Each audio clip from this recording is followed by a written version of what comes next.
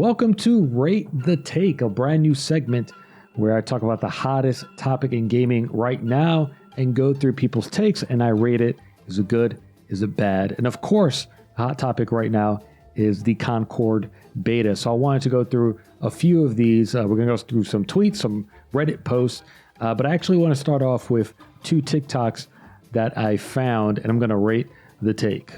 Who thought making every single character is about as fast as the tortoise from Tortoise in the Hare was a good idea in a game? Like, you move so ridiculously slow, and I thought, oh, okay, I just chose a tanky character. Okay, there's no way that every character in this game is slow as molasses. Come to find out, no, every character's just slow. They tried their best to make every character look unique as possible, but like, it comes off so ridiculously forced that I'm like, green guy, crossbow lady, rejected Hulk. So this is a really great take.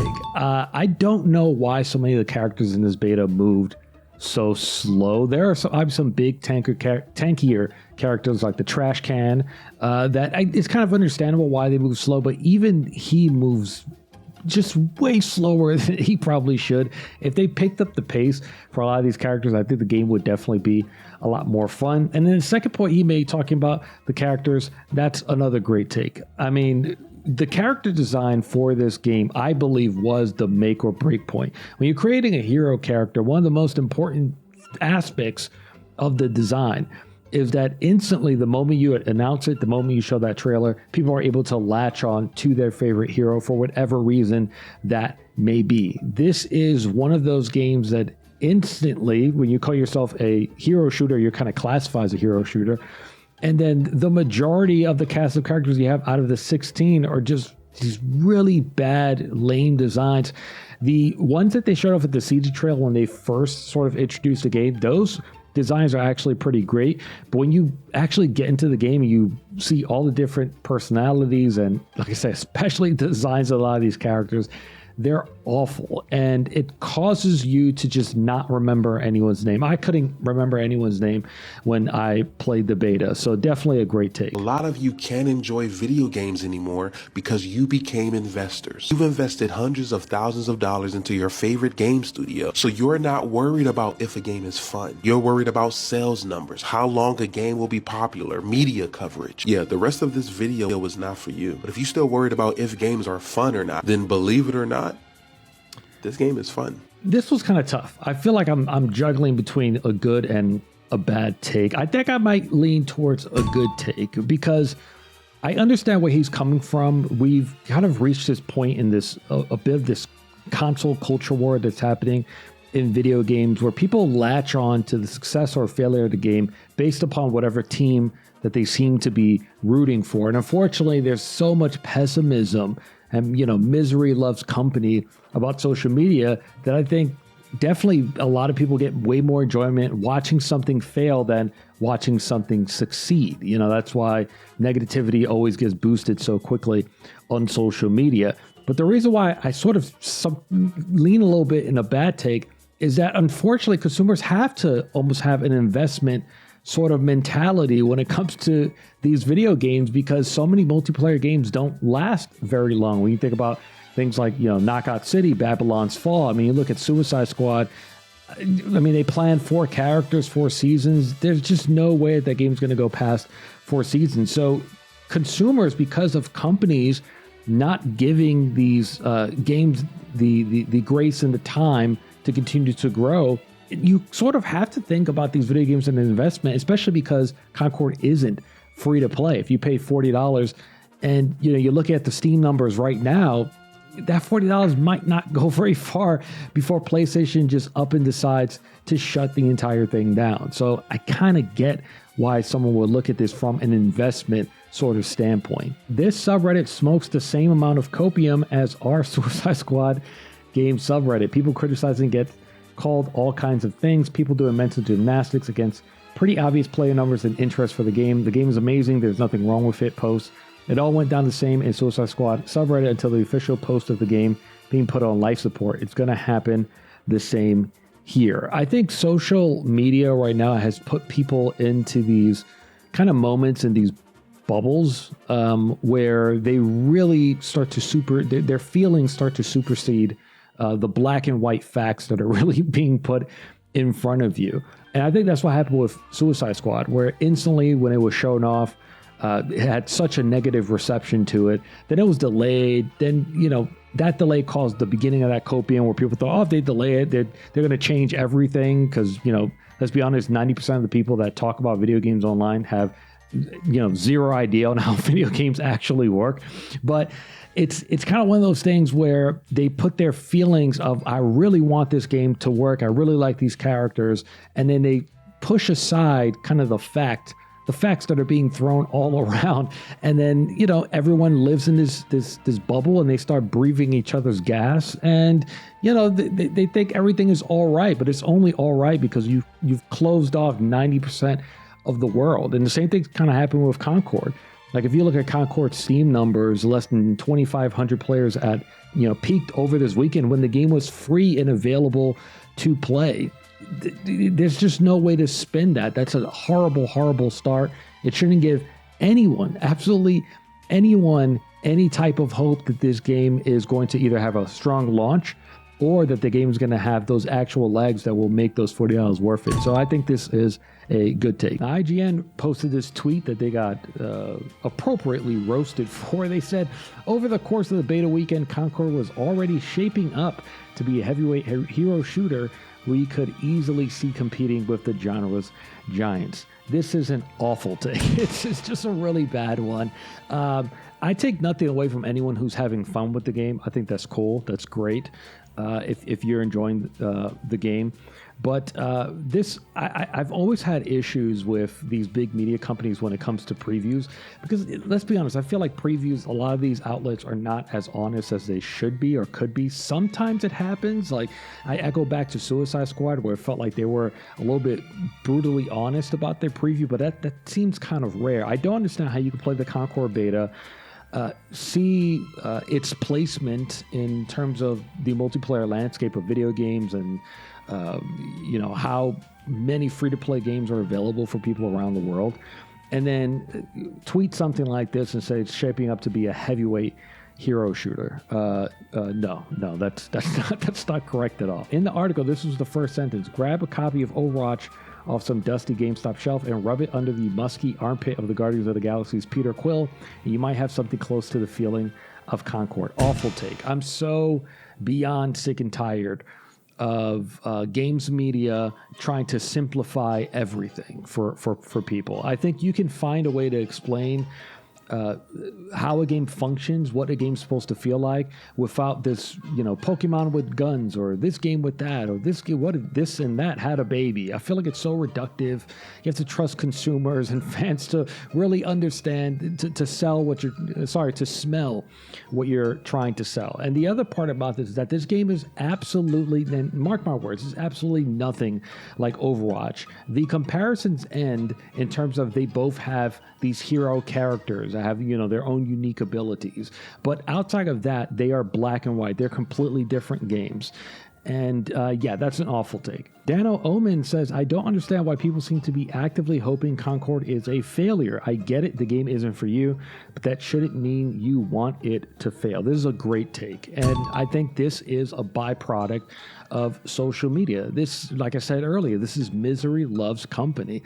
I think people, especially if you're in that always online sort of mood, not only on your For You algorithm, you're always seeing negativity, then you go in the comments, it's negativity, and I think it begins to fuel this thing where it feels like the majority of people that speak about a subject or a certain announcement, like when Concord was announced, they would rather see something fail than succeed, and they would rather talk about the things that they hate rather than talk about the things that they love.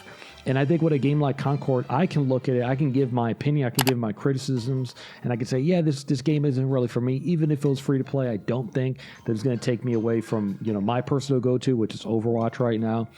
But at the same time, I'm not going to insult someone else because they enjoy it.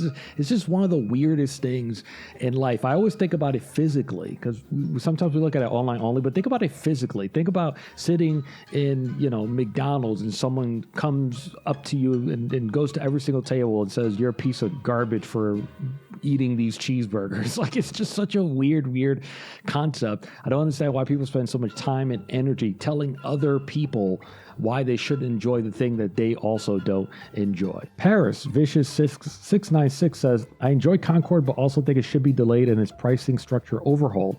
Numbers do not lie, and even in this open beta, it's not seeing enough engagement that signals success. My 2 cents pushes to early 2025. It uses time to polish and better communicate what this game is and why we should play it." I'm gonna lead a bit towards a bad take. I don't think that delaying this is gonna help anything, especially when you think about, when you're setting a budget for a video game and you're getting ready to launch that video game. It's almost like your budget's already set. You can't just kind of make this last minute deal of, okay, let's go free to play, which I've seen other people talk about.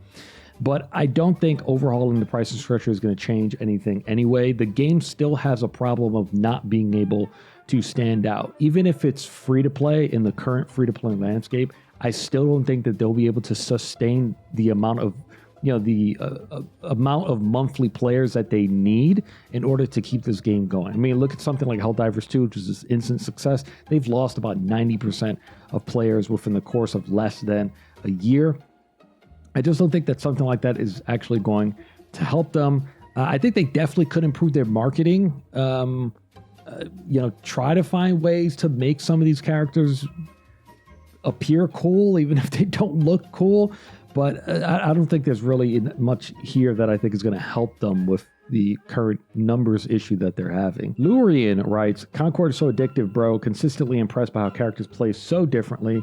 My opinions on characters keep changing for the better the more I learn. It's fun to combating poor matchups and strategizing too, etc. Definitely has a learning curve and skill ceilings." This is a great take. I think that this game actually has a lot of great systems in it. And I think that's what's kind of tough is I think that was a little bit of a challenge for marketing to get across. So I think they lean very heavily on using the characters, especially that core 5.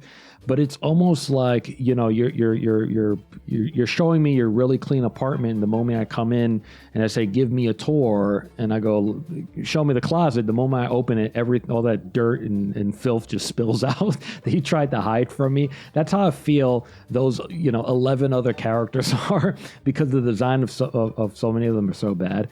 But there are so many great systems with the cooldowns and the way that the ability works, the pick system that they're using, the way that they're handling competitive. I kind of like that they're changing things up, even small things like no auto reload. It just kind of has a lot of cool systems and allows for some really cool synergy between the gunners. So great take. Jet the Judge says, "This game's biggest enemy is cynicism. It's also sad we live in a world where one of the most popular game launches of all time is Power World, which looks like stolen assets. Firewall could drop the best hero shooter ever, but characters not being white or hot enough will kill it." I think this is a bad take. This is kind of a weird moment right now. Actually, let me just address the Power World thing. Yes, Power World, definitely, let's kind of be honest. I don't think that they directly stole anything from Pokemon. I just don't think there's overwhelming evidence for us to say that. But it's impossible to imagine a scenario where these designers didn't have a bunch of Pokemon plastered on the walls, and that was like the basis for a lot of their design. The other thing is that Power World was a simple idea that I'm not going to say has never been done before, but one of the reasons why Power World also succeeded is that it came at a really good time for that type of game, the survival type of game, which actually we're still kind of in the middle of. There's still a lot of demand. We saw with Once Human right now, very recently.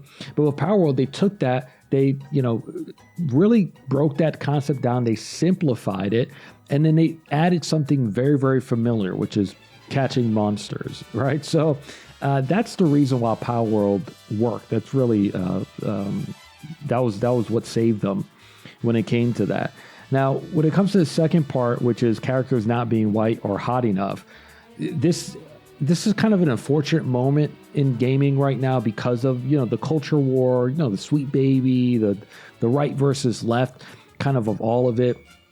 And we're seeing it with this game where you have this group of people that are led by these gremlins that want to tell you this is DEI because the game shows you the pronouns of these characters. DEI is what killed it. That's why it's failing. And it's so frustrating to see something like that because the same thing happened with Suicide Squad, where they want to beat this drum that it failed because of Sweet Baby, that these other games like Tales of Kenzera failed because they work with Sweet Baby. They had to let go of some of their team because of DEI or because what happened with Sweet Baby. But what's really frustrating about it is it's just not the black and white. That's not the objective truth, right? Suicide Squad failed because it was Suicide Squad. It was the game itself. It had nothing to do with the writing or the story or anything like that. People shot everything down that game had to offer before we saw any of that. And that's exactly what's happening here with Concord. The fact of the matter is that the game is just not unique enough.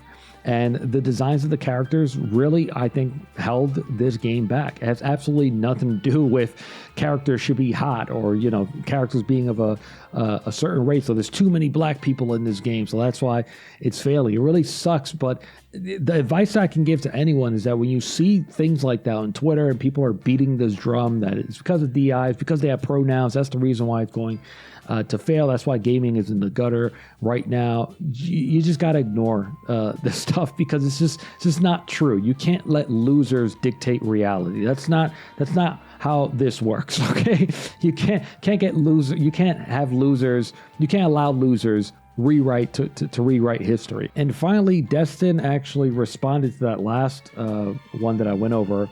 And he says here, I think Concord's biggest enemy is that almost no one is playing it. But let's go with cynicism. I don't think not being white or hot is what's wrong here. One of the characters is literally a vacuum. Overwatch had a gorilla and was successful.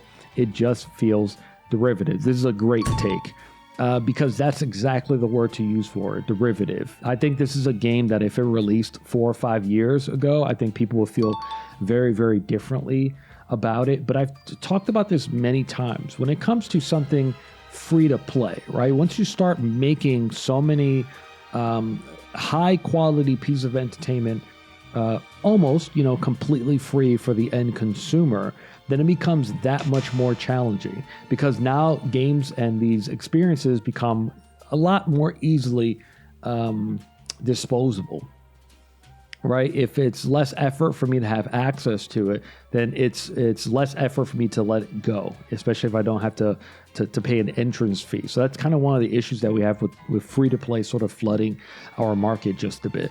And the only way that free-to-play games are really going to succeed nowadays is it has to do something unique, right? The perfect example that I can give is look at the reception to Fragpunk versus the reception that we've seen with Concord. Fragpunk, as we know, is an Xbox exclusive, right? It's not made by Xbox, but it's an Xbox exclusive. But the moment that they showed that trailer, what was striking about it? The art style grabbed you instantly. The heroes looked really, really cool. And they had a hook. That hook is all that people needed to see. And they had the visual eye candy of crushing that card to get you hooked in. And then you realize that you're watching a mechanic that is, you know, I don't think I've ever seen in the video game before, you know, where you break this card, you're actually affecting everything that's happening in a battlefield simultaneously. Sort of reminds me a bit with Splitgate. The moment you saw Splitgate, if there was no portal, I think that game gets left behind. No one thinks about it. But the moment that they show that portal and you start to realize the potential of what this could mean for a multiplayer match, boom, you hook people in instantly. You need that hook, and unfortunately, Concord just doesn't have that hook. I hope you guys really enjoyed this video. It's something brand new I wanted to try. Let me know down below what you thought about it. Maybe I'll do more in the future. Like it if you liked it. Subscribe if you loved it. And please, as always, follow the Camp Koji podcast. I release episodes every single Monday. Thank you for watching.